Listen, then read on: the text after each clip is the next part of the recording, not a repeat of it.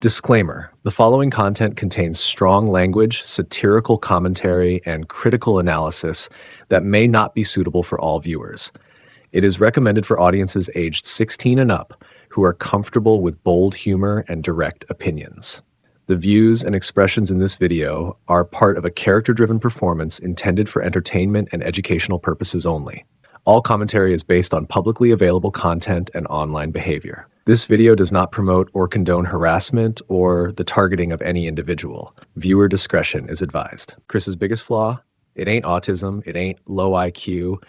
It's that fucking worm in the skull delusion loop, this ego-chugging, tantrum-puking, god-tier narcissism duct taped to a toddler's brain. Dude operates like failure's just a side quest, and every single L is someone else's fault. No lessons, no upgrades, just respawns in the same wet diaper. This guy hit the karmic slot machine every time he ignored the lesson and pulled again. Trolls, they're obsessed with me. Banned again, they're plotting against me. Caught being a clingy hentai fountain around real humans, they just don't understand my love. Bro couldn't self-reflect if his reflection was stapled to his face and screaming at him in Comic Sans. He's not just stuck in a loop, he's convinced it's a story arc. Thinks he's the destined main character of reality and the universe is blue-balling him. Sex drive toggled on at 21 and it's been nothing but dick drawings and cum metaphors since. Sonichu babies making out? Robbie nutting like it's a fireworks show? He airdropped that shit to the internet like it was an Avengers trailer. Why? Because he thought it was relatable. His brain's a gumball machine that only dispenses sticky delusions. The man said with his whole chest that Barb threatened to unalive herself if he went to an anime con, and then decided she was the stable one. This is a guy who reversed into a car, screamed at God, and raged that the cop wasn't spiritually aligned with his celestial victim complex. That's not a one-off. That's a biography. Every time the mirror shows him reality, he scribbles over it with crayons and yells about persecution. Failed at PVCC? Mary Lee Walsh is running a virgin cabal. Graduation didn't validate his ego? Clearly a targeted snub. Gets no women? It's the jerk's fault. Draws rape-adjacent fan art of Megan? She was too naive to appreciate my restraint. Fucking wild how he thinks she should have sent him a thank you card for not climbing through her window like he wanted to. And don't even get started on his divine arc. Chris thinks he's literally God, but also a victim of fate, a martyr, an empath, the most masculine man and the most feminine woman, depending on the year. Dude treats identities like Pokemon evolutions. Trans? Sure, but better than those trans women. Masculine? Absolutely, the alpha est of neckbeards. Feminine? Yes, but also more elegant than cis women. It's a kaleidoscope of delusion with him in the center screaming me first as the whole fucking thing shatters. He doesn't think he has flaws. He thinks his flaws are superpowers misunderstood by the unwashed normies. No responsibility, no consequences. Just rerouting blame like a fat Roomba in a burning house made of stolen GameStop displays and crusty My Little Pony pillows. He genuinely thought his DIY inspirational school video would mold kids into perfect beings, like watching Sonichu the Abstinence tapes was gonna revolutionize the classroom. The love quest was never about love. It was a psychotic loop of validation huffing desperation, a mission to find someone to mom him, worship him, and fuck him. In that order. And every rejection? Proof the system was rigged. Never that he might be an unwashed, hentai-hoarding social hazard with the romantic finesse of a hentai octopus made of Axe body spray and tears. Chris doesn't learn. He can't learn, because when you think you're God, the only subject in school is Worship Me 101. Chris Chan in high school wasn't interested in girls. He was interested in whatever the hell would let him feel like a Saturday morning cartoon protagonist with a moist crotch and a cheering audience. Dude wasn't trying to date. He was trying to LARP as a boyfriend like it was part of his hero origin arc. The second hormones crept in and classmates started swapping spit and class rings. He hit panic mode like, where's my anime waifu to stand next to me while I'm having a meltdown in Target? He didn't want a girlfriend. He wanted a hentai NPC that doubled as a maternal pacifier and didn't scream when he tried to talk about Sonichu during foreplay. Romance to Chris was just the tutorial level before sex unlocked. He saw couples holding hands and thought that was DLC for penis access. That Tiffany Goen crush? That wasn't a crush. That was a 5-second dance and a delusional side quest he turned into a whole-ass campaign.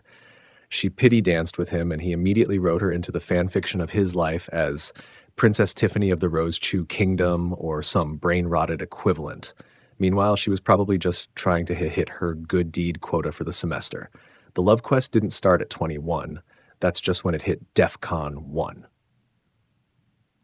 Before that, he was probably too deep in Pokemon cards and fast food wrappers to realize what that tingly feeling in his pants meant. When the light bulb finally flickered, he didn't go, "Ah, yes, romantic connection." No, he went, "I need a virginal straight white girl to unlock my true form." Like this was digivolution, not human intimacy. This wasn't dating. This was side questing for a human fleshlight that also made him grilled cheese. He wasn't asexual. Let's stop letting people throw that around like it explains away the creep factor. He wanted sex, but only if it came with a built-in caregiver and a uterus that spoke in anime squeals. His whole gentlemanly persona was cosplay. His idea of romance was a fancy dinner with a kiss at the end and maybe a handjob under the table, not actual connection. He wanted porn with subtitles, not a partner. Every time someone brought up relationships, Chris filtered it through cartoons and sitcoms. The dude thought dating meant holding hands in a mall, eating pizza, and then getting a blowjob while Sonic music played in the background. And even that wasn't about her. It was about him leveling up from virgin with rage to hetero success story with the personality depth of a cereal box character. Sarah Hammer dating Wes Isley didn't just spark the love quest, it lit a grease fire in his brain. She was his childhood pal. She upgraded to Chad DLC, and Chris just sat there, fuming in his Sonic hoodie like the world betrayed him. That's when the jerk-ops and managers got invented, bitter coping mechanisms for being permanently benched in the game of life. And yeah, he probably had some weird, repressed identity soup brewing inside him. The dude wore fake pregnancy bellies and jerked it to them, then shrugged and said it meant nothing. Spoiler alert, that ain't nothing. That's at least something. But Chris never made the connections because he processes emotions like a broken Roomba, aimless, loud, and always stuck under the furniture. Even now, people act like he's some mystery box of misunderstood sexuality. Nah, he's just too stupid, too insulated, and too self-absorbed to understand what the hell he wants. It's not complicated. He wants sex. He wants comfort. He wants praise. He wants someone to pet his hair while he monologues about Sonichu and moans like a broken fax machine. But he's never wanted to know someone, never tried to understand anyone outside himself. Because the minute someone else enters the frame, Chris disappears. He's just noise. Delusion. Soggy fast food Freud. So was he interested in dating girls in high school? Nah. He was interested in unlocking pussy like it was a cheat code. Dating was just the box art. What he really wanted was a mom with benefits, a cartoon fantasy that told him he was valid, while also letting him unload his creepy backlog of unmet needs into her lap. And when Barb got too old to play that role, we all saw what happened next. Chris is the only lolcow dumb enough to get identity theft anxiety from a fucking parody. Liquid wasn't even trolling at first, he was just doing a goofy impression, and Chris took that shit as an international crisis. Homeland Security Tier Meltdown. Man went DEFCON 5 over a YouTube video filmed on a flip phone in a college dorm. Started calling the police like he was being swatted by his evil clone from Earth 2. Liquid didn't steal Chris's identity. Chris donated it, gift-wrapped with a signature Sonichu medallion and a whiny voicemail about true and honest. No one else would have fallen for it. DSP would have blocked him. Cobes would have called him a poser and chugged a bottle of piss. Low-tier God would have just called him a dusty bitch and gone back to talking about genetics. But Chris? Nah, Chris wrote a cease and desist in crayon and tried to trademark his delusions like they were intellectual property. You can't copyright Sonichu, dumbass. It's just Sonic with copyright violation herpes. And yeah, Chris really believed the fans were switching sides. Like the audience was standing up in court, pointing to Liquid and shouting, "That's the real Chris Chan." Chris treated it like a Marvel multiverse trial, like he had to prove his worth by yelling into a webcam and waving a Walmart receipt that said, "Sonichu is mine." This shit wouldn't have worked on anyone but him. Not because other lolcows aren't crazy.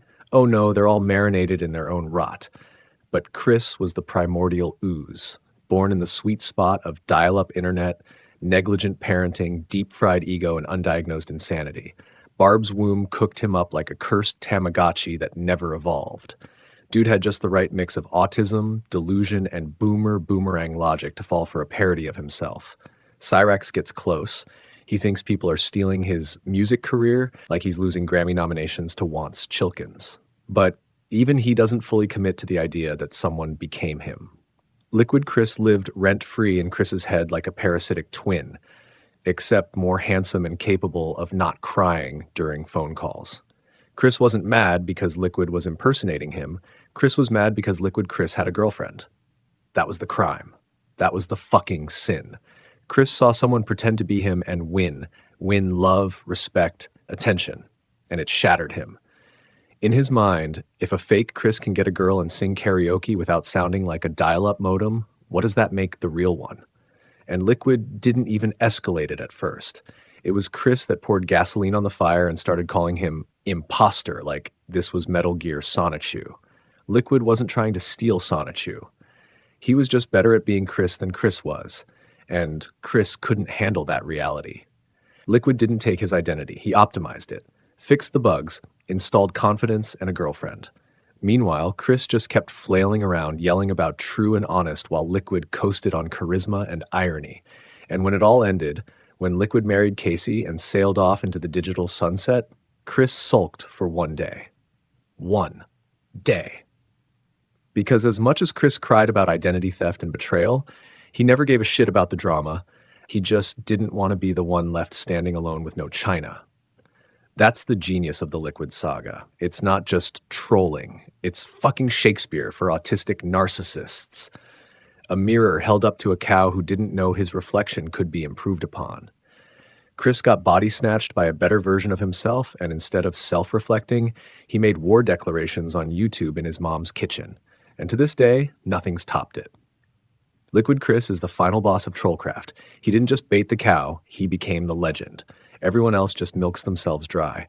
Chris needed help, and Liquid gave it to him, one parody at a time. Chris Chan will die like a fucking creepypasta written by someone who got hit in the head with a GameCube. Not with a bang, but with a squelch. This isn't a if, this is a how long can the meat sack hold before the mold bursts through the seams like Pillsbury dough packed with sin. You want to talk endings? Good, because I've got 12 and they all smell like Fanta, sweat, and unbrushed teeth. Heart failure is the front runner, obviously. You cannot pump that much McDiabetes through your tubes and not pop a gasket. The man's bloodstream is carbonated. His pancreas has probably filed for disability 3 times and been ignored by the government just like the rest of us. Dude's running on expired ketchup and autistic delusion. He's living proof that the human body is not a temple. It's a condemned Chuck E. Cheese haunted by the ghosts of diabetic foot ulcers. But let's dream bigger. Taint infection? Absolutely on the table. This man has marinated in filth, fermented like roadkill under a microwave. You think those crusty Hanes got washed? Nah, that's a biohazard suit for his groin goblin. One wrong itch, one poorly timed squat, and boom, the rot goes systemic. Car accident? Maybe. That'd require him to obey traffic laws or even know where the fuck he is. More likely, he'll mistake a crosswalk for a portal and get sonic speed bumped by a Corolla. Or he'll try to astral project through a Waffle House window and get lodged in the deep fryer. And yes, the fentanyl death theory, poetic, but unlikely. Chris has always treated drugs like the devil because his religion is a wet JPEG of Saturday morning cartoons. But it would be funny if he finally chugged a mystery can of grape Fanta and it turned out some ween spiked it with enough Fent to kill an elephant on Adderall. Accidental martyrdom via spiked soda? Legendary. There'd be murals, there'd be Reddit cults. Now let's talk mold. That's not a joke, that's prophecy. He's becoming the mold. He's not rotting, he's uploading. That medallion, it's not clay, it's a fucking USB stick full of cursed data. One spore finds your ass crack, hooks into your spine, and now your brain's a Wi-Fi extender for Sonichu. You feel it. You smell plastic and body odor, and suddenly you're arguing with thin air in public about fictional copyright infringement. You become the next vessel. The infection spreads. It needs hosts. It wants your fan fiction. And when Barb dies, oh, that's the catalyst. That's the origin point of the Carl Tanzler arc. Chris won't mourn, he'll embalm, he'll turn the mausoleum of delusion, using expired spaghetti sauce and dried glue sticks to preserve her corpse. The HOA is going to need tanks? You think it ends there? No, Chris will talk to Barb's corpse like it's Palutena. And when the stench finally gets too loud to ignore and the bank takes the house, he'll go full Gollum mode under a bridge, muttering about the merge, waiting for Rainbow Dash to descend like a winged tax write-off.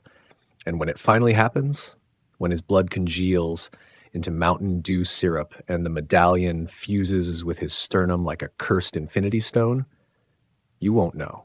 There'll be silence. No more letters, no videos, just a void where once there was chaos. And you'll feel it, that empty space, that slow dawning horror that maybe, just maybe it worked, that the merge did happen, that Chris ascended. And then one day a kid finds a clay medallion at a garage sale, puts it on, and you hear the hum. Sonichu lives. Bob blamed Michael and Megan because that was the limit of his mental browser tabs. 5 open Macs, all frozen. Dude's brain was running Windows 95 with 6 viruses and a sticky keyboard. You say International Troll Network. He hears those 2 teenagers from the game store. Chris fed him some sloppy, half-literate sob story with a side of autistic delusion, and Bob just nodded and filled in the rest with racism, gay panic, and high-octane boomer paranoia. To Bob, the world had to be local. If someone was messing with Chris, it was someone within slapping distance. He couldn't fathom anonymous randos from Sweden and Alabama laughing at his son's Sonic OC and jerking it to gay fan art of electric hedgehogs. He wasn't wired for that level of abstract terror. The moment someone said internet, he pictured dial tones and a fax machine having sex. So when Alec called him about the gameplace ban, Bob's brain short-circuited into a revenge monologue about Michael the Antichrist Snyder, Megan the Temptress, and 3 gay Illuminati agents he cooked up while rage-farting into his lazy boy. In his head, these were the puppet masters. These were the ones who lured Chris into financial ruin, porn addiction, and erotic furry comics with dick bulges drawn by gremlins. He didn't understand that Chris handed his entire digital footprint to strangers like he was giving away candy at a parade. Passwords, address, listed. Secrets, overshared. Bob probably thought trolls broke into their home and hacked Chris's brain using gay sonar. Meanwhile, Chris was just too lazy to log out or not call his own trolls during dinner. And, of course, he thought they were gay.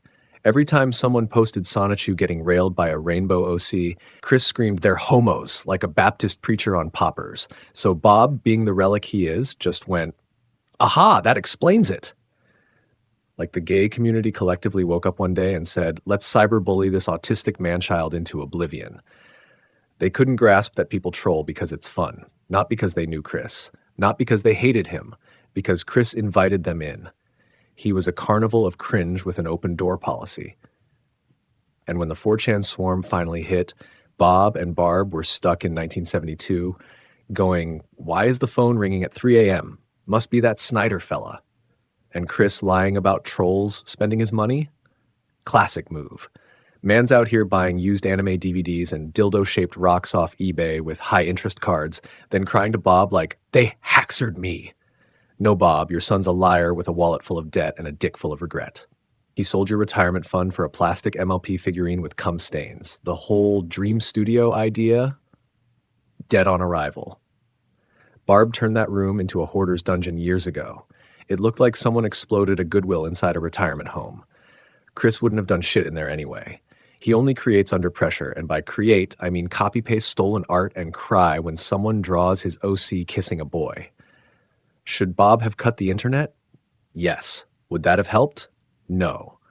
Chris would have thrown a fit so loud it'd register on the Richter scale, because the internet was his life, his girlfriend, his diary, his playground, and his own executioner's chair. Vocational school? Maybe. But that assumes Chris can follow basic instructions and not bring Sonichu into the welding class. The guy would have tried to solder a medallion to his chest and gotten kicked out on day 1. He wasn't built to be molded. He was built to be memed. Bob let Chris cook, and what came out was radioactive soup, a mix of narcissism, delusion, internet addiction, and unchecked stupidity. And When it all exploded, Bob just blamed the gay guy from the game place because that's the only file left in his mental cabinet. He couldn't accept that his son's biggest enemy wasn't trolls or Snyder or Megan. It was Chris. The infinitely high boyfriend factor wasn't a theory. It was a fucking trauma response. That was the sound of Chris face planting into the pavement of reality so many goddamn times he just built a headcanon where literally every woman on earth is spoken for.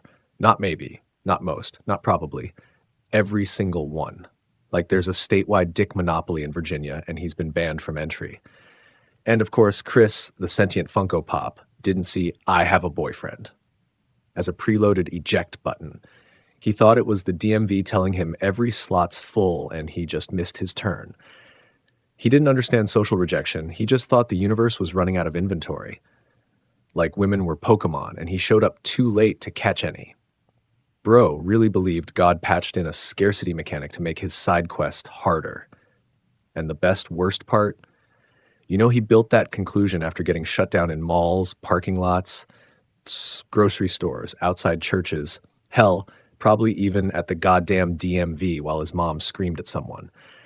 These poor women probably had to invent boyfriends on the spot just to get his creepy sonic-laden stare out of their orbit. Local folklore in Ruckersville probably includes ghost stories about Chris trying to hand-draw a soulmate into existence. And then there's that classic Chris logic. I hate every man alive because they all have girlfriends. Except for himself, his dad, who, let's be real, should have been on the shit list, and Santa Claus.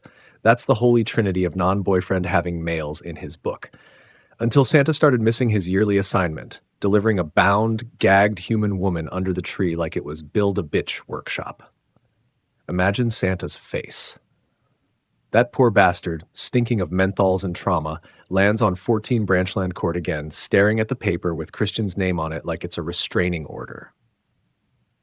Then he hears muffled whimpers coming from the back of the sleigh because, yeah, he brought the damn gift. Against his better judgment. Again.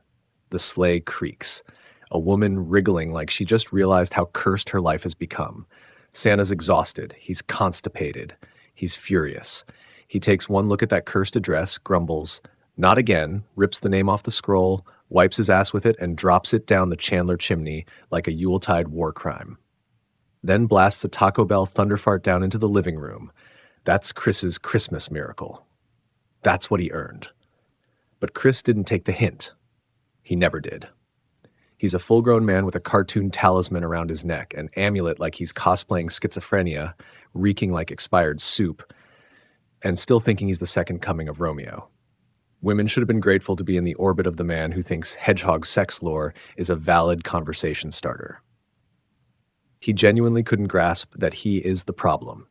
He thought being boyfriendless was the only filter needed for compatibility. Like women are job openings, and he's the only applicant with a resume written in crayon and piss.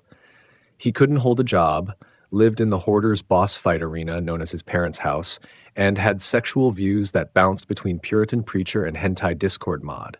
He hated clubs, alcohol, and loud music, basically hated anywhere he might accidentally meet an adult.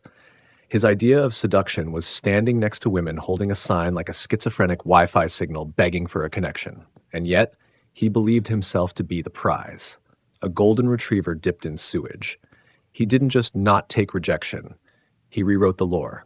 They must be taken. No way they just don't want me. That'd be impossible. So he crafted a fantasy harem in his head, women who definitely wanted him, if not for those damn men always beating him to it. Like his life was a dating sim and he just hadn't unlocked the good ending yet. Meanwhile, the rest of us just watched this delusional greaseball spin his own romantic Hunger Games, where every other man was the enemy, and he was the chosen virgin, armed with a Sonichu medallion and the libido of a broken Furby. The boyfriend factor wasn't a social theory. It was Chris rage-quitting reality and modding it until it stopped hurting his feelings.